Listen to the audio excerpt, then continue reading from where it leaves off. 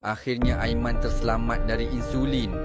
Bacaan gula Aiman turun habis ke 5.2 tak sampai seminggu. Aku tak percaya, selepas bertahun-tahun derita dengan diabetik, aku jumpa jalan yang pantas dan selamat untuk kembali sihat. Nama aku Aiman, 34 tahun, ayah kepada seorang anak kecil yang masih perlukan aku.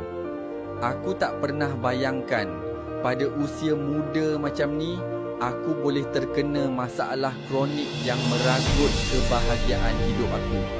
Dulu aku sihat, aku tak rasa ada masalah besar walaupun gaya hidup aku macam biasa je.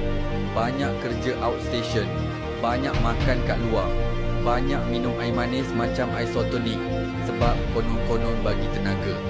Tapi semua berubah bila masuk umur 30. Badan aku mula bagi petanda yang aku abaikan. Kebas kaki dan tangan, mata makin kabur, kerap bangun malam sebab nak terkencing. Aku masih tak peduli. Aku fikir, biasalah, penat kerja kot. Tapi aku silap. Masalah tu makin lama makin serius. Sampai satu tahap, hubungan aku dengan isteri aku sendiri terjejas. Aku rasa macam gagal sebagai suami. Kemuncak penderitaan aku, masa aku kena bisul kat kaki. Mula-mula aku ingat benda kecil je.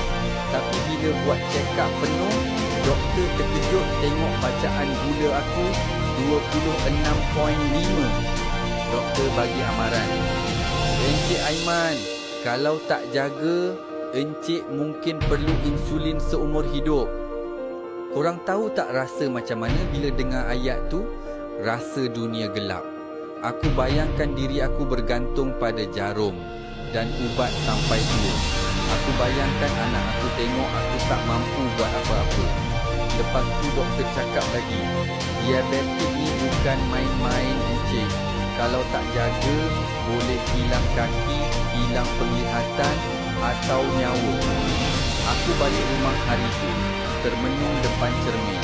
Aku tengok diri aku. Aku rasa malu. Aku rasa kecewa. Aku tanya diri aku, macam ni ke aku nak teruskan hidup? Aku cuba macam-macam lepas tu. Pantang makan ubat hospital, try suplemen lain. Tapi semuanya tak berhasil. Stres aku makin teruk. Sampai aku rasa nak putus asa. Tapi aku terfikir, takkan aku nak menyerah. Takkan aku nak biar anak bini aku hilang tempat bergantung. Aku mula buat research sendiri. Aku Google, aku tengok YouTube, aku baca buku, aku rujuk kajian universiti. Aku tak nak main cuba-cuba lagi. Aku nak tahu sebab sebenar kenapa gula aku susah nak turun. Lepas berminggu-minggu cari jawapan, aku jumpa satu kajian dari Universiti Putra Malaysia. Dalam jurnal tu, doktor jelaskan puncanya pankreas aku dah rosak. Pankreas aku tak mampu hasilkan insulin yang cukup untuk serap gula dalam darah. Jadi, walaupun aku pantang makan, gula tetap tinggi. Masa tu baru aku faham, kalau aku nak turunkan gula, aku kena pulihkan pankreas dulu. Dalam kajian yang sama, doktor syorkan satu bahan semula jadi yang boleh bantu pulihkan pankreas dan hasilkan insulin semula. Bahan tu ialah akar legi. Masalahnya, macam mana nak dapatkan akar legi? Aku cari, akhirnya aku jumpa satu produk yang dah proses akar legi ni jadi kapsul siap guna. Nama produk ni, Kapsul Aman. Apa yang berlaku lepas aku cuba? Aku takkan lupa.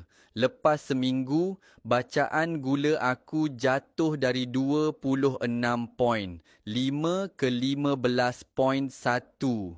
Aku rasa macam dapat hidup baru. Kebas-kebas hilang. Mata aku makin terang.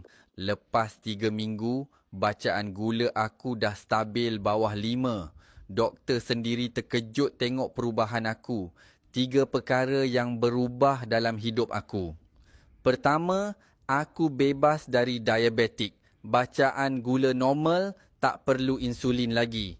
Kedua, hubungan aku dengan isteri kembali bahagia. Dia cakap aku kembali nampak muda. Dan ketiga, Aku rasa lebih kuat dan bersemangat. Aku dah boleh main dengan anak aku tanpa rasa letih. Aku kongsi cerita ni sebab aku tahu ramai kat luar sana yang lalui benda sama. Kalau korang ada diabetik, aku faham rasa seksa tu. Aku faham rasa kecewa tu. Tapi aku nak cakap, jangan pernah putus asa. Aku syorkan korang cuba kapsul aman. Ambil 2 botol terus. Ini ikhtiar kita, insya Allah.